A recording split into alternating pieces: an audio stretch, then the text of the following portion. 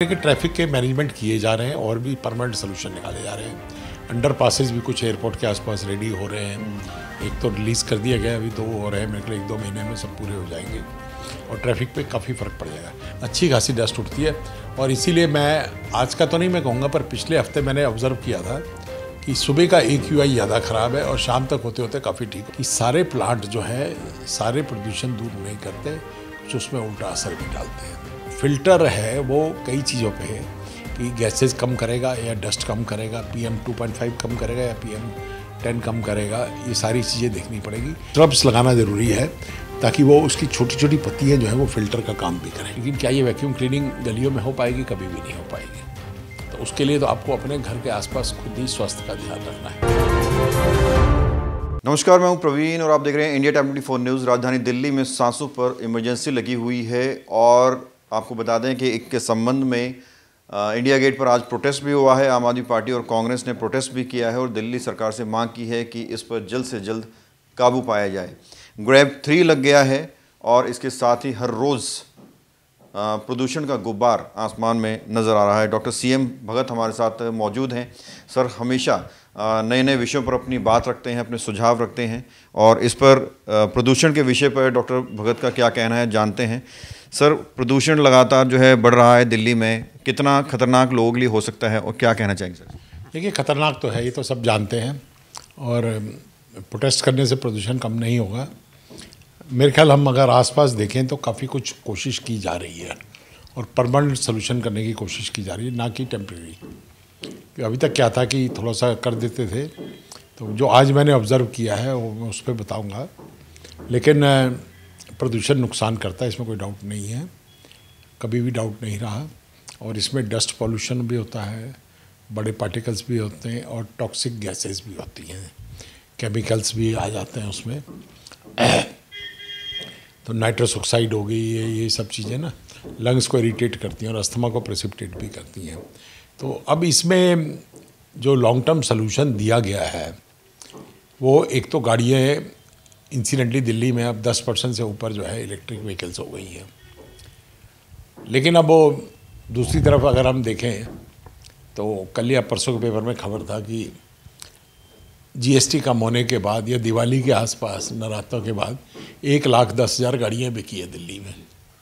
ठीक है ना, तो नई गाड़ियाँ भी आ गई, सड़कों पे जगह तो है नहीं। अब कोशिश तो कर रही है पुलिस की रास्तों को स्मूदन किया जाए ताकि जो ट्रैफिक है वो भीड़ भाड़। और 2-3 चीज़ें तो मैंने भी देखी और मुझे अच्छा लगा है कि हुआ है ये। एक तो परेड रोड से जाने का रास्ता बना दिया गया है, जो धोला कुआं से सीधा लोग परेड रोड आ जाते हैं और टाइमिंग काफ़ी ट्रैफिक लाइट्स के टाइमिंग भी एडजस्ट किए गए हैं। इसका रिज़ल्ट ये हुआ कि सॉरी बलगम मेरे भी असर हो रहा है प्रदूषण का, इसमें कोई डाउट नहीं है।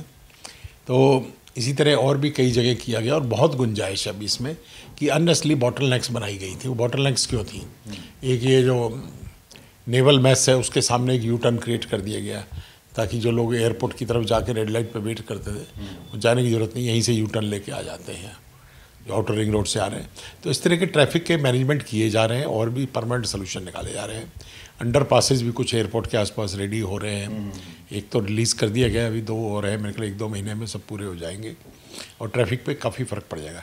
ट्रैफिक जब स्मूथली चलेगा तो पोल्यूशन कम करेगा, वो तो एक फैक्टर हो गया ट्रैफिक का। अब दूसरा फैक्टर जो है घरों में जो हम प्रदूषण फैलाते हैं। अब सवाल ये कि घरों में आते हैं और घरों में ही हम वो भी लगाते हैं, फ़िल्टर भी लगाते हैं, अपने आप को बचाते हैं और ख़ुद उसमें जो ऐड करते हैं वो नहीं समझ में आता कि झाड़ू जब मारते हैं, ख़ास तौर से घरों के एकदम पास में तीले वाला झाड़ू जो इसको कहते हैं या दूसरा भी हो, तो आप खुद ऑब्ज़र्व करेंगे कि यह सड़क पे भी जो सफाई कर्मचारी सुबह सुबह आके 6 बजे 6:30 बजे झाड़ू लगाते तो कितनी डस्ट उड़ाते हैं।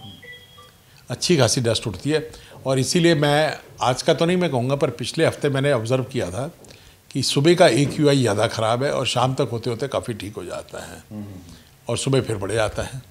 अब उसमें एक फैक्टर तो लो टेम्परेचर है रात का और दूसरा ये जो सुबह सुबह झाड़ू मार के डस्टिंग करके लोग जो हवा में फैलाते हैं और ख़ुद ही भुगतते हैं उसको।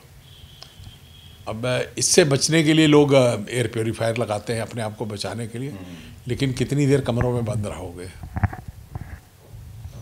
ये सवाल बहुत बड़ा है। एयर प्योरीफायर पर लोग भरोसा कर रहे हैं, तो स्वास्थ्य को देखते हुए क्या ये सही है?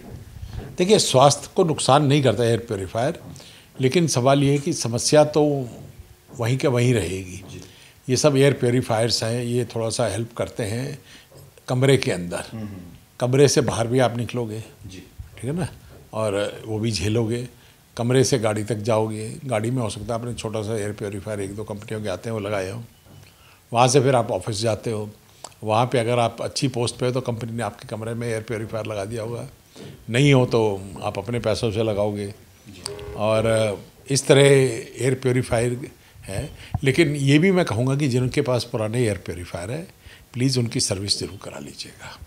अगर सर्विस नहीं कराई और पीछे हवा ही फेंक रहा है वो, तो उसका फ़ायदा नहीं है। क्योंकि इसमें देखिए कई चीज़ें होती हैं एयर प्योरीफायर में। एक होता है कोर्स फिल्टर, एक होता है फिर हेपा फिल्टर। हेपा फिल्टर के बाद चारकोल डिओडराइजिंग के लिए और टॉक्सिक गैसेस को कुछ हद तक एब्जॉर्ब करने के लिए। अब इसके साथ साथ ये भी है कि जब आपने इनको सर्विस करा लिया और लगा लिया अपने कमरे में, तो थोड़े से प्लांट्स भी ऐसे लगा दीजिए जो थोड़ा सा टॉक्सिक गैसेस कम करते हों।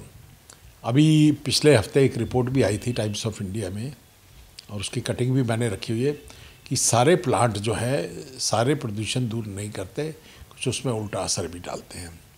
अब इसमें कैसे डालते हैं कि हर पौधे का एक अपना केमिकल रिएक्शन होता है प्लांट बनने में।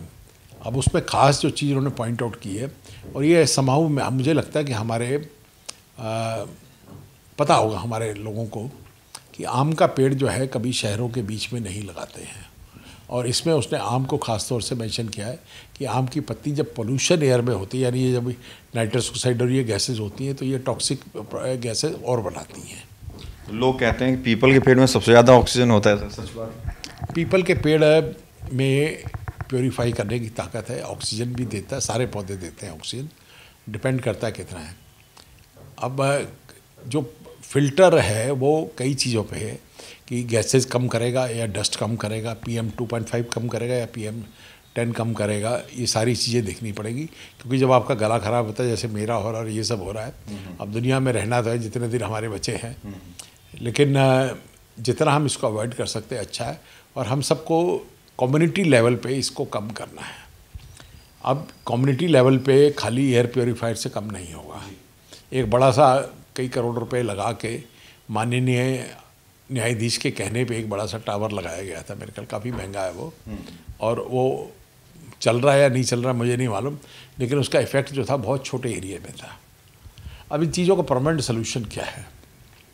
परमानेंट सोल्यूशन ये है कि एक तो सेंट्रल वर्ज को ठीक किया जाए, उसके आसपास जो मिट्टी होती है वो नहीं होनी चाहिए। अब पंखा रोड पे या उधर बी ब्लॉक में ये कर दिया गया है, यहाँ पे अभी नहीं हुआ है। ये महावीर एनक्लेव में और आसपास के एरिया में इनके ऊपर सेंट्रल वर्ज जो है उसको ऊंचा करने की ज़रूरत है, ताकि जो डस्ट है उसकी उड़ के नीचे नहीं है। अभी क्या सेंट्रल वर्ज में जो मिट्टी है वही सड़क पे आ रही है, वही जब गाड़ी चलती है फिर उड़ती है, फिर बैठे आती है, किसी के फेफड़ों में चली जाती है, किसी की गाड़ी पे आ जाती है, दूसरी जगह गिर जाती है। तो ये कॉन्टीन्यूस प्रोसेस है, इसको रोकना बहुत ज़रूरी है। और तीले वाला झाड़ू जो है वो नहीं लगना चाहिए, वैक्यूम क्लीनिंग होनी चाहिए बड़ी गाड़ियों से। लेकिन क्या ये वैक्यूम क्लीनिंग गलियों में हो पाएगी? कभी भी नहीं हो पाएगी। तो उसके लिए तो आपको अपने घर के आसपास खुद ही स्वास्थ्य का ध्यान रखना है। फिर कूड़ा नहीं जलाने दीजिए। अपने सफाई कर्मचारी को या माली को जो आपके पड़ोस के पार्क में है, उसको कूड़ा जलाने की इजाज़त नहीं दीजिए, पत्तियाँ जलाने की इजाज़त नहीं दीजिए। एक शॉर्टकट होता है, हम कहाँ इसको लेके जाएंगे, चलो यहीं पे आग लगा देते हैं। तो जो सफ़ेद धुआं निकलता है और जो गैसेस निकलती हैं बहुत नुकसान करती हैं। डॉक्टर साहब, कोई भी अगर दिक्कत होती है तो उसका रूट कोज जाना जाता है। स्वास्थ्य में कोई परेशानी होती है, आप लोग भी उसका रूट कोज का पता लगाते हैं।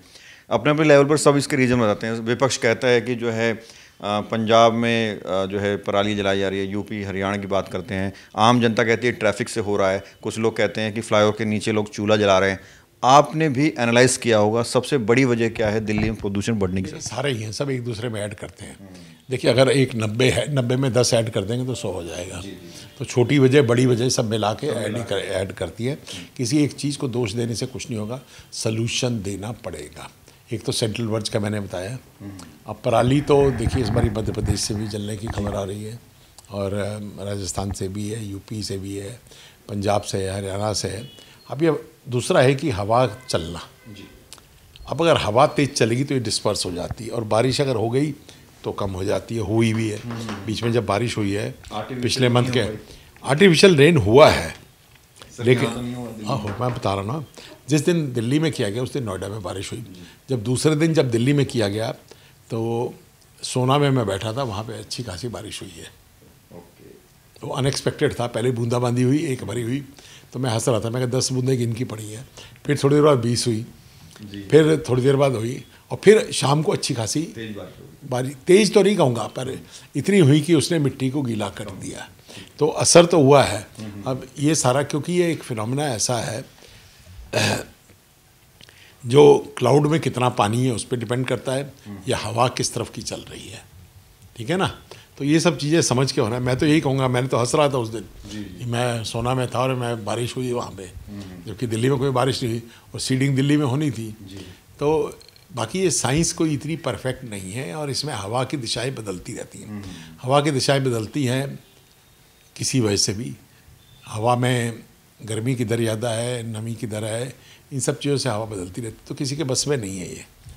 डॉक्टर साहब, मास्क लगाने से क्या बचाव हो सकता है इन दिनों? मास्क अगर N95 लगाएंगे, बाकी तो मिट्टी तो रोक देगा उसको, डेफिनेटली रोकेगा, लेकिन टॉक्सिक गैसेज नहीं रोक पाएगा।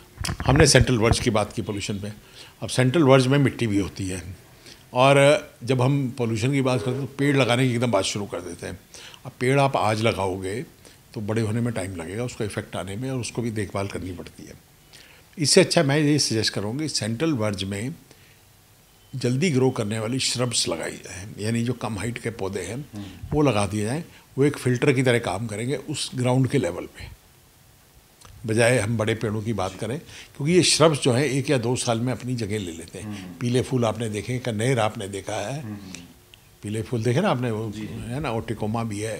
तो बहुत सारे हैं ऐसे पौधे जो छोटे लेवल पे सेंट्रल वर्ज और उसके आसपास लगाए थे। दिल्ली कैंट में आप देखोगे तो सड़कों के किनारे छोटे पौधे भी लगाए गए और बड़े पेड़ भी लगे हुए हैं। तो बड़ा आइडियल सोल्यूशन है वो, और साथ में उन्होंने चलने की जगह भी छोड़ी है। घर के अंदर भी लगाने चाहिए, घर के अंदर भी पौधे लगाइए, और उसमें आपको देखिए बहुत सारे पौधे हैं जो